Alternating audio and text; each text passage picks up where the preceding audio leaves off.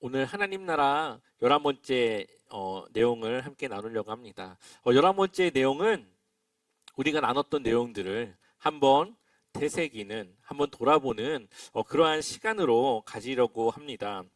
하나님 나라의 신학 혹은 하나님 나라라고 하는 것은 어떻게 보면 성경을 보는 안경과도 같다고 볼 수가 있습니다. 우리가 선글라스를 끼면 검은색으로 세상이 보이고 또 노란색 선글라스를 끼면 약간 세상이 노랗게 보이지 않습니까? 우리가 성경을 보는 관점도 그것과 같습니다. 우리가 어떠한 관점에서 성경을 보느냐에 따라서 성경이 조금은 우리에게 다르게 들어오는 것이죠.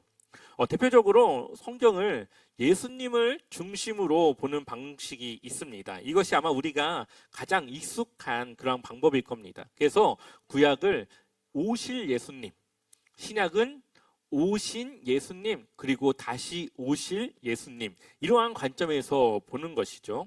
또한 그 외에도 구속사, 이제 우리를 구원하기 위한 하나님의 그 구속사의 관점에서도 볼 수가 있고요.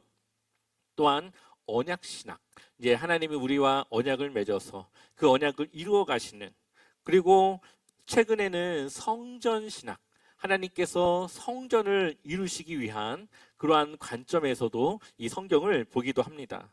그런데 저는 그러한 여러 관점들 중에서 이 하나님 나라 신학이 가장 우리에게 유익한 관점에서 볼 수 있는 그러한 안경, 그러한 성경적 세계관의 눈이라고 생각을 합니다. 왜냐하면 제 자신이 항상 구원을 말하지만 그것에 대한 답답함이 있었고, 그럼 구원이 끝인가라고 하는 생각도 있었고, 여러 가지 조금 그러한 해결되지 않는 부분들이 있었습니다. 근데 그러한 부분들이 이 하나님 나라라고 하는 관점에서 보게 되면은 조금은 해결이 되고, 또 우리의 신앙생활에 실제적인 적용이 함께 이루어져 가면서 우리의 신앙 가운데 더 성장하고 성숙한 그리스도인의 모습으로 살아갈 수 있도록 우리에게 그러한 메시지를 주기 때문이죠. 대부분의 사람들이 교회를 다니면서 말씀을 들으면서 듣게 되는 것이 아마 구원에 대한 것일 겁니다. 교회를 다니는 이유 중에 가장 큰 게 아마 이 구원에 대한 것이겠죠. 예수 그리스도만이 우리에게 구원을 주실 수 있는 분이기 때문에 이 교회를, 그리고 예수님을 믿는 것이기 때문에 그렇습니다. 그래서 예전에 막 교회들이 뭐라고 했습니까? 예수 천당, 불신, 지옥, 이렇게 얘기를 했었죠. 당연히 구속사는 중요하고 예수님의 그 십자가의 사건은 이 구속사, 우리에게 구원이라고 하는 아주 중요한 그것을 이루시는 그러한 사건입니다. 그렇다면 우리의 신앙생활은 구원받는 것이 목적인가? 라고 하는 질문을 할 수가 있습니다. 또한 우리는 구원받기 위해 사는가? 라고 하는 질문도 있죠. 그래서 대부분의 그리스도인들이 구원의 확신과 내가 구원받았다라고 하는 그러한 믿음의 강한 확신을 갖게 되면 조금 신앙생활에 소홀해지거나 아니면 세상을 살아가는 것에 대해서 적극적이지 않은 그러한 모습을 보일 때가 있습니다. 왜냐하면 이미 구원을 이뤘다라고 생각하기 때문에 더 이상 이 신앙생활에 무엇을 더 해야 될지 모르는, 더 할 것이 없다라고 생각하는 그러한 모습이 보이기 때문이죠. 그래서 그러한 사람들이 하는 신앙생활은 구원을 받았고 그 구원을 그냥 지키기 위한, 그 구원을 그냥 끝까지 내가 그것을 그냥 간직하기 위한, 유지하기 위한 신앙생활로 소극적으로 그렇게 살아갈 수밖에 없습니다. 그러나 성경은 구원에 대해서 단지 그것이 끝이 아니라 그것은 하나님 나라를 이루기 위한 시작이라는 것을 우리에게 말씀하고 있습니다. 또한 이 구원이라고 하는 것은 죽음 이후에 있는 그것이 아니라 지금부터 우리가 이루었고 또 이루어 가야 하고 또 이루어질 그것에 대해서 성경은 이야기하고 있죠. 그래서 바울은 자신의 그 구원에 대해서 과거, 현재, 미래, 이 세 가지 관점에서 이야기합니다. 나는 이미 구원을 받았다. 그리고 나는 구원을 이루고 있다. 그리고 면류관을 받을 것이다. 바울은 이 세 가지 관점에서 구원을 이야기합니다. 그러니 바울이 왜 자신의 목숨을 끝까지 던지면서까지 그렇게 열심히 살아갔을까요? 혹여나 자신의 그 믿음이, 하나님 앞에 나의 그 믿음의 삶이 부족할까? 혹여나 내가 하나님과의 그 관계가 떨어질까? 그것에 두려움을 가지고 복종을 시키기 위해 자신을 치기까지 하면서 하나님 앞에 믿음으로 살아가는 바울의 모습을 볼 수가 있죠. 그런 면에서 볼 때에 하나님 나라의 개념은 장소가 아니라 하나님과의 관계라는 것을 우리는 알 수가 있습니다. 그리고 그 관계라고 하는 것은 맺어졌지만 소홀하면은 끊어질 수도 있기 때문에, 역동적인 하나님 나라이기 때문에 우리의 신앙생활이 늘 하루하루 최선을 다해서 하나님과 함께 살아가는, 하나님의 말씀과 뜻을 이루어가는 그 삶으로 채워가야 되는 것이죠. 또한 우리는 하나님 나라에 대한 어원에 대해서도 함께 나눴습니다.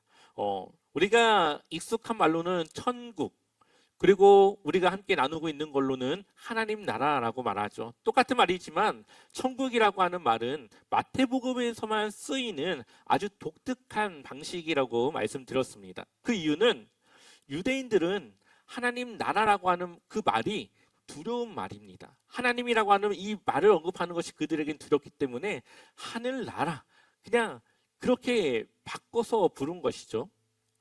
그것처럼 이 하나님 나라 천국은 장소가 아니라 그냥 하나님과의 그 관계, 우리가 누구 안에서 누구의 이 통치 가운데 살아가는가, 이러한 관계적인 메시지를 담고 있는 것입니다.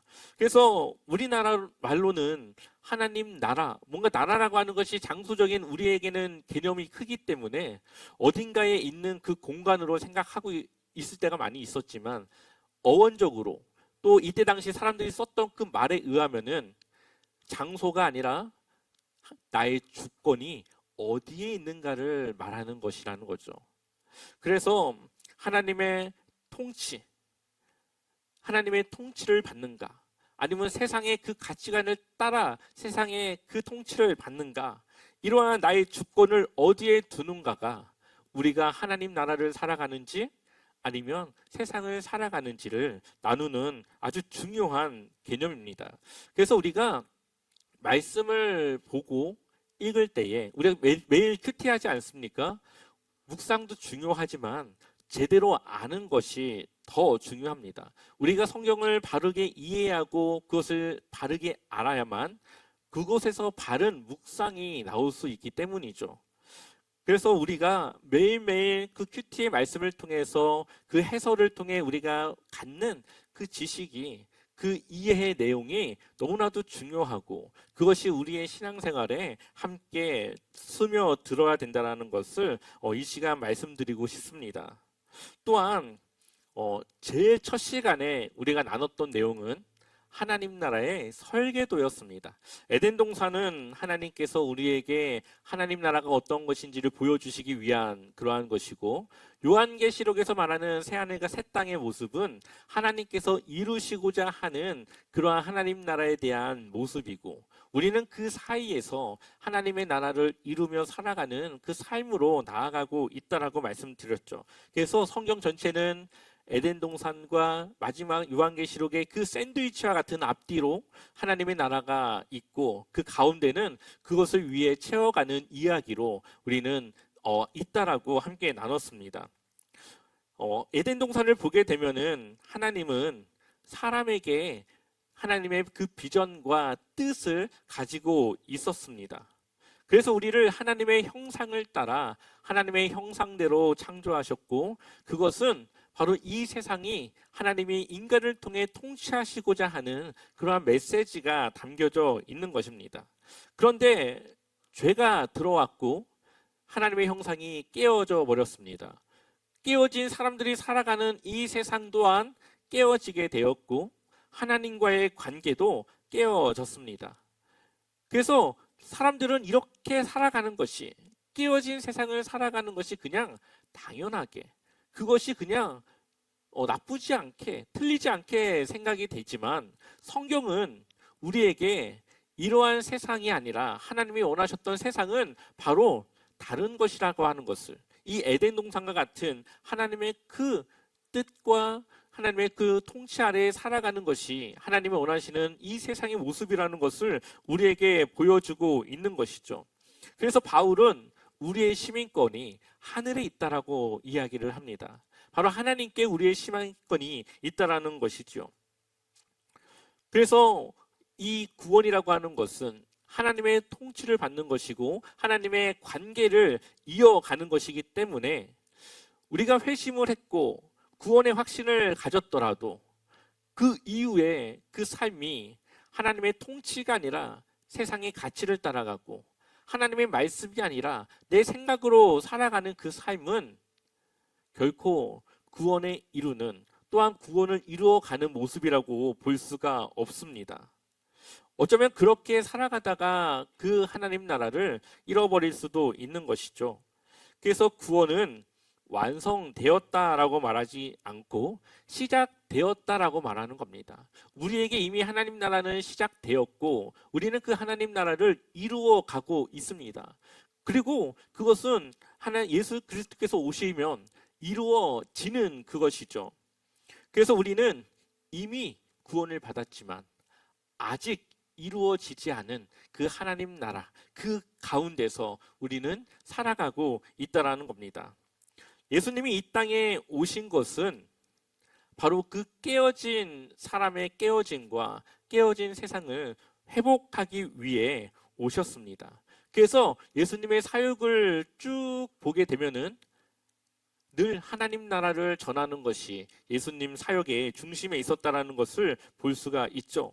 누가복음 4장 43절의 말씀 우리 한번 같이 읽어보겠습니다. 예수께서 이르시되 내가 다른 동네들에서도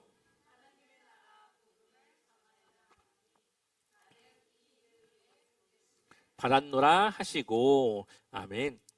예수님께서 다른 동네에 가서 뭘 하신다라고요? 하나님 나라 복음을 전해야 된다. 예수님은 늘 복음을 전하지만 그 복음은 하나님 나라에 대한 복음이었습니다. 그리고 예수님께서 부활하셔서 40일 동안 제자들과 함께 있을 때에 그들에게 무엇을 또 가르치십니까? 사도행전 1장 3절 말씀 같이 읽어보겠습니다. 해 받으신 후에 또한 저희에게 확실한 많은 증거로 친히 사심을 나타내사 40일 동안 저희에게 보이시며 하나님 나라의 일을 말씀하시니라. 아멘. 사도행전 1장은 예수님께서 부활하셨고 그 부활하신 이후 40일 동안 제자들에게 하나님 나라의 일을 전하는 것으로 시작을 합니다. 그리고 사도행전 28장 마지막 부분을 보면 사도 바울이 이 가택연금 상태에서 자신을 찾아오는 사람들에게 하나님 나라의 복음을 전한다라고 하는 내용으로 끝이 납니다. 우리가 알다시피 이것도 샌드위치죠. 하나님 나라의 이 일이 어떻게 이루어져 가는지 그 사이에 그 내용을 우리에게 전해주고 있는 겁니다. 우리는 이러한 하나님 나라의 말씀을 통해 깨어진 이 세상을 회복할 수 있는 하나님 나라를 세워가는 그러한 사명을 가지고 우리는 살아가는 것이죠. 그래서 내가 있는 곳만큼은, 내가 있는 그곳만큼은 하나님의 통치가 이루어지고 그 통치가 이루어지는 그 공간은 바로 하나님 나라로 이루어가는 겁니다. 그래서 우리는 세상의 그러한 이익과 가치를 따라가는 것이 아니라 하나님의 공의와 정의를 따라 우리는 살아가는 것이죠. 그래서 우리는 그 하나님 나라를 이루는 삶이 어떠한 삶인지를 보여주는 겁니다. 세상에 그것을 보여줘서 저렇게도 살 수 있구나, 저렇게 살아도 괜찮게 살아갈 수 있구나, 이것을 우리가 보여주는 것입니다. 그래서 그것을 보고 하나님 나라에 동참하는 사람들은 다시 또 그들을 통해 또다시 그 일을 이루어 갈 수 있도록 하는 것이죠. 그렇다면 하나님의 회복을 우리가 누리기 위해 어떠한 삶으로 살아가야 될까요? 성경은 우리에게 답하기를 누가복음 4장 18절, 19절 함께 읽어보겠습니다. 주의 성령이 내게 임하셨으니 이는 가난한 자에게 복음을 전하게 하시려고 내게 기름을 부으시고 나를 보내사 포로된 자에게 자유를 눈먼 자에게 다시 보게 함을 전파하며 눌린 자를 자유롭게 하고 주의 은혜의 해를 전파하게 하려 하심이라 하였더라. 아멘. 예수님은 깨어진 세상을 회복하기 위해 오셨습니다. 그리고 그 회복의 대상은 가난한 자들, 깨어진 자들, 부족한 자들, 예수님의 그 능력과 복음이 필요한 자들을 위해서 이 땅에 오셨다라고 말하고 있죠. 잃어버린 자들을 찾으러 예수님께서 오셨습니다. 그래서 하나님 나라는 가난한 자들의 나라라고도 우리가 말할 수가 있습니다. 여기서 가난하다고 하는 것은 단순히 재산의 많고 적음을 말하는 것이 아니라고 여러 번 말씀을 드렸죠. 무엇으로 살아가는가? 무엇을 가지고 무엇을 위해 우리가 살아가는가의 문제입니다. 또한 그 삶의 그 부족함을 무엇으로 채우고자 하는가의 문제라고 말씀드렸습니다. 그래서 교회에 다니면서도 세상의 가치관을 따라서 돈을 쫓아서 명예를 쫓아서 자신의 그 권력과 높아짐을 쫓아 살아간다면 그것은 부유한 자입니다. 가난한 자가 될 수가 없죠. 세상의 것들로 자신을 채우려고 하기 때문에 그렇습니다. 그러나 가난하여도 부자여도 그것을 내 것이라 여기지 않고 하나님이 나에게 맡겨주신 그 청지기적 사명으로 그것을 하나님께 내어드릴 수 있는 그런 결단을 하며 살아가는 자들은 가난한 자들입니다. 왜냐하면 그 소유가 하나님께 있기 때문이죠. 만약 제가 벤츠를 막 타고 다녀요. 근데 그 명의가 제 게 아니에요. 그러면은 그게 제 재산입니까? 아니죠. 사실은 가난한 거죠. 그런데 그냥 그것을 타고 다닐 수 있는 환경, 그냥 그러한 상황이 된 겁니다. 마찬가지로 아무리 많은 돈을 가졌어도 그것이 하나님의 명의라 생각하고 그것이 하나님의 뜻을 따라 사용할 수 있다라고 하는 결단과 믿음을 가졌다면 그 사람은 가난한 겁니다.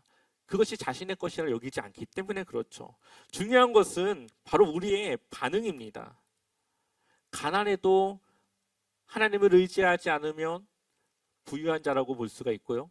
부자여도 하나님을 의지하고 늘 그 부족함을 하나님에게서 채우려고 한다면 그것은 가난한 자라고 말할 수가 있습니다. 그래서 우리의 삶은 세상의 가치를 역행하는 하나님의 가치를 따라 살아가는 그 삶으로 우리는 살아가야 합니다. 그래서 성경은 이 하나님의 라이벌로 늘 뭘 이야기하죠? 돈을 이야기합니다. 특히 지금과 같은 물질 만능주의 시대에 하나님의 가장 강력한 라이벌은 이 돈이라고 말할 수 있습니다. 그래서 우리의 대부분의 이 신앙의 고민은 어떻게 보면은 돈과 하나님 사이에서의 이 갈등이라고도 볼 수가 있는 것이죠. 실제로 이 누구를 더 섬길 것인가, 어디에 우리의 마음을 더 둘 것인가라고 하는 이 결정에 이 돈이라고 하는 것은 너무나도 우리의 마음을 어렵게 하는 그러한 하나님의 라이벌이라고 성경은 말하고 있습니다. 그런데 돈뿐만 아니라 다른 사람에게는 다른 무언가가 하나님의 라이벌이 되기도 합니다. 그것이 때로는 사람이 될 수도 있죠. 내 남편, 혹시 아내, 혹은 자녀, 연인, 부모, 형제, 하나님보다 더 소중하고 사랑하게 생각하는, 하나님보다 더 우선되어지는 그 사람이 있다면 그것 또한 하나님과의 라이벌적인 내 신앙을 흔들게 하는 그러한 영역이라고도 볼 수가 있습니다. 또한 어떤 사람은 관계 중독, 일 중독, 또 인기에 집착하거나 성공에 집착하는 사람, 이들은 모두 하나님보다 다른 것을 통해 자신의 그 결핍을 채우려고 하는 모습이기 때문에 그 사람들 모두 하나님의 그 라이벌을 더 따르고 있다라고 볼 수가 있는 것이죠.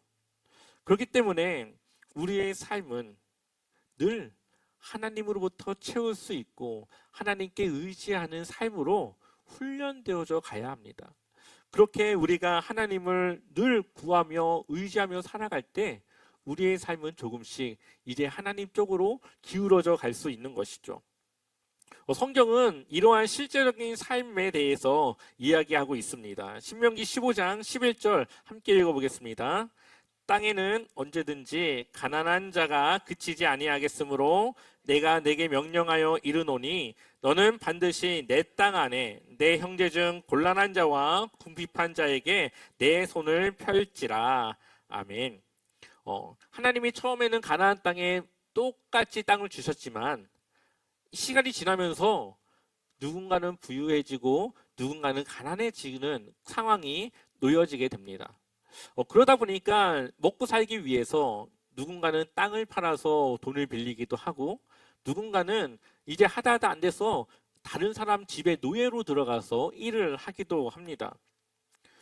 그런데 이 말씀을 통해서는 하나님이 필요한 자들에게 손을 펴고 그들의 필요를 채우고 꾸어주라고 이야기하는데 이스라엘 백성들은 점점 자신의 것을 움켜쥐려고 했고 가난한 자들에게 은혜를 베풀거나 뭔가를 베풀기보다는 더 착취하고 그들의 것을 빼앗고 그들을 더욱더 힘들게 하는 그러한 일들이 생겨나게 되죠. 그래서 그때 당시에 그 가난한 자들은 결국 하나님이 먹이시고 책임지는 바로 그러한 푸토코스, 절대적인 가난과 하나님을 전적으로 의지하는 그러한 시대가 되어지게 됩니다. 그리고 바벨론의 포로를 가서 모든 것이 다 빼앗겨진 뒤에야 이들은 하나님을 의지하게 되어지죠. 우리의 삶도 하나님을 의지하지 않다가 뭔가 어려움에 처하고 힘든 일에 처하고 정말로 인생의 밑바닥에 갔을 때에 하나님을 찾고 의지하게 됩니다. 탕자가 자신의 돈을 다 써고 거지가 되었을 때에 아버지를 생각했던 것처럼 우리의 삶도 또 다른 사람들의 그 삶 속에도 바로 그러한 계기를 통해 하나님을 찾게 되고 회심하며 또 내 중심의 삶이 아니라 하나님 중심의 삶으로 바뀌어지게 되는 것을 보게 됩니다. 그래서 마태복음 13장을 보게 되면은 하나님 나라는 우리의 모든 것을 들여 사야 된다라고 하는 것을 이야기하죠. 마태복음 13장 44절 같이 읽어보겠습니다. 천국은 마치 밭에 감추인 보화와 같으니 사람이 이를 발견한 후 숨겨두고 기뻐하며 돌아가서 자기의 소유를 다 팔아 그 밭을 사느니라. 아멘. 세상은 정해진 가격이 있지만 하나님 나라는 정해진 가격이 없습니다. 모두 무엇을 가졌든 얼마나 가졌든 하나님께 모두 드리는 것으로 그 하나님 나라를 가져갈 수 있습니다. 누군가는 그것을 발견하고 그것을 헌신하기도 하고 누군가는 그것을 발견했음에도 고민하다가 그냥 그것을 포기하기도 합니다. 그래서 성경은 우리에게 그 선택에 대한 몫은 우리에게 있다고 말하고 있죠. 그래서 우리가 지난번 비유를 통해서 우리가 하나님 나라를 살아가기 위한 이 결단의 선택은 신중해야 된다. 왜냐하면 그것에 우리의 인생과 삶의 방향이 걸려 있기 때문에. 그래서 충분히 어디에 더 이익과 유익이 있는지를 우리는 충분히 계산해서 어디에 나의 삶의 그 결단을 둘 것인가를 우리는 신중하게 결정해야 됩니다. 그러나 그것은 아주 신속해야 된다는 거죠. 전쟁 중에 그 작전을 늦출 수 없듯이 우리의 인생이 언제 끝날지 우리가 어떻게 합니까? 그렇기 때문에 우리의 결단은 빨리 그것을 끝내서 조금이라도 빨리 하나님의 그 나라를 위한 삶으로 결단해야 됨을 우리는 함께 나눴습니다. 이미 하나님 나라는 예수님이 오신 그때부터 시작되었고, 여러분들이 그것을 믿든 믿지 않든 그것은 이미 이루어져 가고 있습니다. 또한 이미 하나님 나라를 살아가기 위한 결단을 하신 분들도 있고, 그 고민 가운데 있는 분들도 있을 거라 생각합니다. 만약 그 결단을 하셨다면 그것을 지킬 수 있도록 하루하루 하나님의 그 뜻을 구하며 살아가길 소망합니다. 혹시 고민 중에 있다면 충분히 그것을 고민하면서 하나님의 말씀을 통해 그것에 대한 해답을 찾아가면서 언젠가는 하나님에 대한 그 결단이 이루어지기를 소망합니다. 그래서 우리 모두가 정말로 내가 있는 것만큼은 하나님의 나라를 이루고 하나님의 뜻이 그 가운데 이루어지고 정말로 하나님이 원하셨던 그 회복의 역사가 나 한 사람을 통해서 누군가에게 일어날 수 있는 그런 영향력을 가진 그리스도인으로 하나님의 백성과 자녀로 그렇게 살아가길 소망합니다.